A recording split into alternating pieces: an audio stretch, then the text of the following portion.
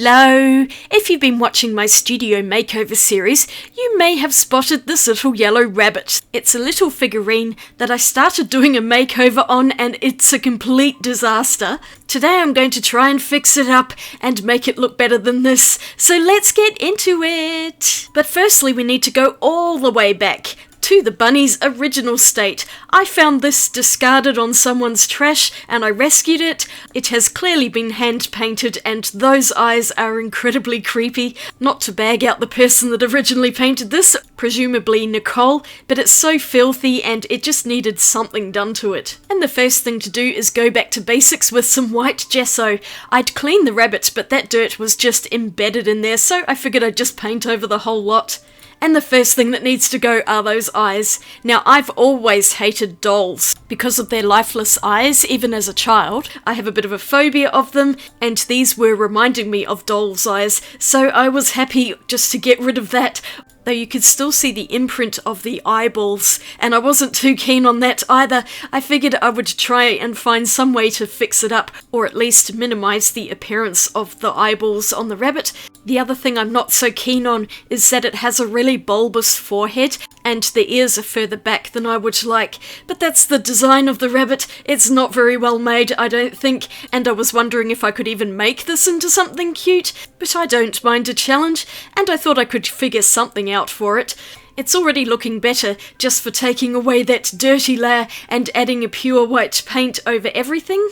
The problem was I hadn't really figured out what I was going to do after I'd painted it white, and I think that was my downfall. I should have maybe sketched something out in a book and come up with a proper concept rather than just winging it the way I was doing on this one. Like planning out a colour scheme or a theme for the rabbit, but no, I did none of that, and I paid the price a little bit, as we'll see.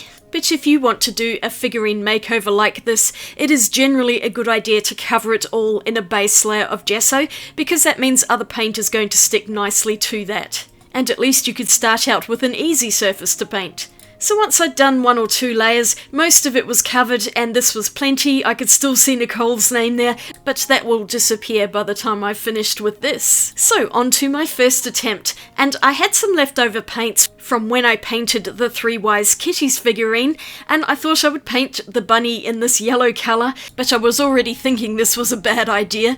And I wasn't liking it from here. I think it's also because there's quite a lot of texture on the bunny. It just didn't work well for this particular figurine in this colour.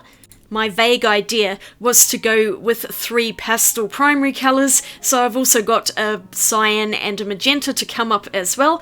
And while I really loved these 3 particular shades of colour on the 3 cats that I painted, on the bunny it just felt a bit too babyish, like this should be in a baby's nursery rather than in a 45-year-old woman's art studio. As soon as I started painting the blue on, I knew it was a mistake, but because I'd been here painting for quite a while, I stubbornly refused to give up and I kept going with it. Sometimes when I fully paint something, I'll like it more than partway through. So I thought this might be the case for this particular piece, but no, I didn't like it any further. And it was just completely the wrong colour scheme for everything else in my studio except for the 3 cats. I will link that video at the end of this one if you want to see what I'm talking about, and I did also briefly feature this bunny in there because that's when I was doing all of the makeovers. This bunny was supposed to be in that video as well, but because I wasn't happy with this, I decided not to include that in the video. I was also reviewing Artex paint pens, and you can see I haven't used any paint pens so far on this. You'll see what happens when I do. But here's the third colour, the magenta, and I was using it to paint on the accents of the bunny, its little feet pads, its nose, and I painted a little bit on one of the ears as well. I also tried to put some pink blush on the cheeks. Those 2 colours do not go well together. It was not shaping up very well at this point, and I was thinking, what am I gonna do? I was feeling a bit embarrassed by it at this point. It just hadn't turned out at all how I wanted it to, and I don't like those 3 colours together on this. It was a patchy mess, and I just decided here that I needed to do something to change this bunny up. And this is where the paint pens came in. The pens themselves are really lovely, but they do not like sitting on top of this paint that I'd already put on the rabbit. It wasn't sticking properly, and the paint was pilling up from the pens and making the nibs all yucky. I really didn't want to ruin these lovely pens, but I did persevere for quite a while because I really wanted to change up the look of this rabbit. I decided that the rabbit should have closed eyes and a cute little smile, and I think this was a big improvement already, so that was something I was happy with. But as soon as I added the brown fur on, oh my goodness, it just looks awful. And at this point I was getting a little bit desperate, going, oh, I need to just keep going to try and fix this and make it look good. But the more I did, the worse it got. And I was getting steadily grumpier with this because it wasn't working how I wanted. It looks like beard stubble at the moment. And I think what I was trying to do was create a somewhat realistic fur effect by adding in different shades of brown. But I think it was just too complicated for something as simple as this figurine. And once I started going over with more of a single colour, it started to look a little bit better. I was going to paint the nose and mouth area in a lighter shade, and it's a very awkward shape at the moment. I was doing my best to change the shape a little bit here, and also make it look more like the rabbit's eyes are closed, masking the eyeballs and making it to look like closed eyelids instead. But this is where I decided the whole thing was a lost cause, and I gave up on it. I put it to one side for a couple of months, and I had just had enough of it. I hated all of the colours, so I went back to the drawing board and came up with another concept. Firstly, I made a little top hat out of cardboard just to see what it might look like on top of the rabbit, because I just really don't like the top of its head. And this gave me a much better idea as to what I'm going to do to finish this off and fix it. I came up with a better colour scheme. I know I'm going to keep the eyes closed like that because I think the face is now a lot cuter. But I was thinking its overalls could be painted black, and I could turn this into a little tuxedo rabbit with a bow tie, which I stuck there for an idea. And rather than bright colours, I'd go for a monochromatic palette. The first thing I wanted to do was mix up some grey. I added a tiny amount of black, and this white paint I'm using was absolutely useless. It just would not mix into the black to get the nice light grey that I wanted. I put so much white paint in here, and it would look okay for a while, but then it would darken up again. It's like the white was really translucent, and it just wasn't working how I wanted it to. But I kept at it, and eventually I was able to get a grey which I thought might be okay. Annoyingly, it dried a lot darker than this, so this won't be the first coat I'll be doing, but the idea is to paint the bunny grey, and then it's going to have a little white shirt and black overalls. So shades of grey, black and white, basically. Simple is always better. I didn't worry about adding any fur pattern. I'm just blocking in with single colours because it ended up being a lot better this way. And the fur that's engraved into the rabbit kind of reflects the light anyway, so it already gives some detail on its own without me having to paint it in. The grey paint is definitely too dark, and it was getting darker as it dried, so I decided just to finish it up anyway so I could see what it would look like. I missed quite a few spots to begin with, but I did fix those up eventually. And then I went over with the second layer of lighter grey, but you could see it's still quite dark. I just could not add enough white to it. It was really frustrating. The white acrylic was some cheap paint I'd bought locally, and it's okay sometimes, but it wasn't working very well for this particular project. Never mind, I just kept adding layers until I was happy, and it was looking a bit better with this lighter layer, although once again it did start to dry a lot darker than I was hoping it would. I was using a heat gun off camera to dry the rabbit as I went, at least so I could hold it and turn it over as well. This is where I'm painting in the white shirt, and of course that yellow paint started showing through almost immediately because the white was far more transparent than I wanted it to be. So more layers will be needed for that as well. I started to add some definition into the bunny's face, lightening up its features, and trying to figure out what I'm going to do for those eyes once more. The eyes were the worst part of this whole thing. And then rather than adding pink to the foot pads, I just decided to stick with a grey just in a lighter tone, and I'm adding in some little features. It kept drying too dark though. It was really annoying. I've never had such a problem with this before as I was during this particular project. But the last thing was to paint the overalls in pure black, and this is where I'm really glad I went for this option. Honestly, black fixes everything because already it's starting to look better, and I was so happy to get rid of that blue colour. This was the best decision I made during this entire project, and I was so happy it was actually starting to come together a lot better. I was feeling confident that I was going to get something decent out of this makeover, rather than it just being a total nightmare. Black, white and grey always look so good together.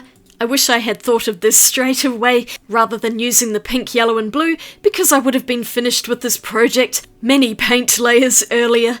Never mind, sometimes it is actually a really good idea to put something down and leave it if it's just not working for you, and come back with fresh eyes further down the track. For me, that was a couple of months, and I just kept looking at it, wondering what I was going to do, and eventually, when I was least expecting it, inspiration finally struck, and I thought of the little top hat. The rest of it fell into place with that. So I'm repainting its little closed eyes, and this is what it looked like now. I was feeling a lot happier with it, although I was still thinking Bunny might be a bit too dark, and you can see that yellow showing through despite 3 layers of paint on there. I knew I was going to have to fix that up as well, because it would really bug me having that yellow underneath the white. But he's getting there. I think the worst part is over. I let it sit overnight, and after rummaging through a cupboard, I found this tube of titanium white, which I think is going to be much better. I ended up painting the bunny, and sure enough, 1 coat was enough to cover it entirely. I'd spent all that time with that other crappy paint. I'm very annoyed about that. But I also made up a lighter shade of grey, because it really needs to be lighter than what it is now. I did this off camera, and here it is with a much lighter shade of grey. I am so happy with this colour scheme now. Light, mid-tone and dark. I've lost count of how many layers of paint I've added to this bunny. But it's looking so much better, and now it's time to make a top hat. I bought this sheet of felt. It's quite thick and it's fairly stiff. You don't want the floppy felt because it won't work. And I used my little cardboard prototype to measure out the same size circle for the base of the hat. I've never made a top hat before. This was the first time I was doing this, and it's a bit of a mess.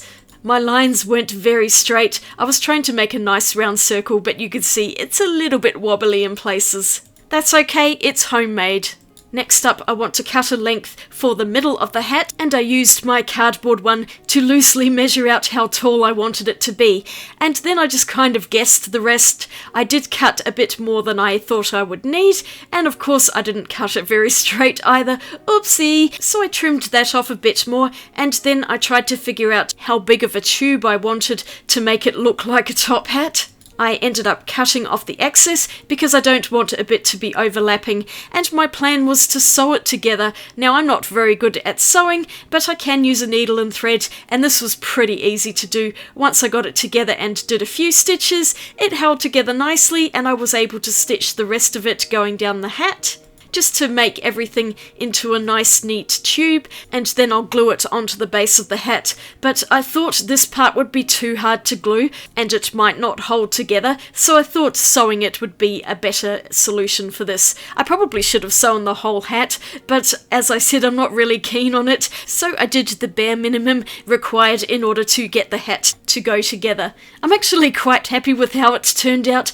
I wasn't sure if it was going to work at all, but I ended up with something that looks like a top hat. And now I have an idea of how to do it. I might be able to make more for future projects. I don't know what yet, but it is quite fun putting top hats onto things. Once I'd finished sewing, I was now going to assemble the whole thing, and I blobbed on a rather large bit of glue there, but I was able to spread it out. I'd also cut a smaller circle for the top part of the hat, and it's just a matter of assembling it together and letting it sit and dry. I'm using a fabric glue here. At least it says says it's good for fabric, so I hope that's the case. And here we have a very basic top hat. So I put that to one side to dry, and I painted the cardboard bow tie black because my felt version was an epic disaster and I chucked it away. I'm just going to have this sitting on my ornament shelf, so the cardboard should be fine. It's just a bit of decoration. I'm glad I stuck it on though. It really did finish off that little shirt. And I think it looks really cute. I found a silver butterfly in my stash and I stuck that on the front of the top hat, and now that it's mostly dry, it's time to attach it to the bunny's head, and I'm going to leave it on there permanently, so I put on a big blob of that same fabric glue. I really hope it's going to stick properly, and there we go. The hat is on there now. It needed a long time to dry. I'd also found this metal flower embellishment, and I just decided that was going on there too, so I've put a bit of glue on his toe and I put it there as a whimsical finishing touch. So here's a reminder of what Bunny originally looked like. It was filthy and pretty tragic looking, and those eyes will haunt me for a very long time. My first attempt at a makeover was even more tragic than the original. But now here's what Bunny looks like, and I am so happy with this makeover. I think he looks really cute, and I just love the little top hat. Let me know in the comments what you think. Was I successful? I'm not sure how long that hat is going to stay on, but the other little flower seems to be glued on there pretty solidly. I was thinking that he needs a name, and one came to me in a flash of inspiration, so his name is Morris. Don't ask me why, but I've written it underneath along with my name and the date that I did this makeover. It's already picking up little bits of dust everywhere. These makeovers are really fun to do, and I have a few other ornaments which I need to get around to, so hopefully that will be another video in the future. But for now, I need to give Morris a home, and I found a place for him on my display shelves. These are getting very full, but I keep moving things around and fitting other things on them. Yes, I've got quite a lot of stuff I've made here now. And a few of my favourite ornaments too. So that's me finished for today. I hope you enjoyed this makeover, and if you did, I'd really appreciate a thumbs up, and you might also want to subscribe for more videos. Here are some more makeover videos I've done, including the cats. I hope you're having a great day, and I'll see you again in my next video. Swatch you later. Bye!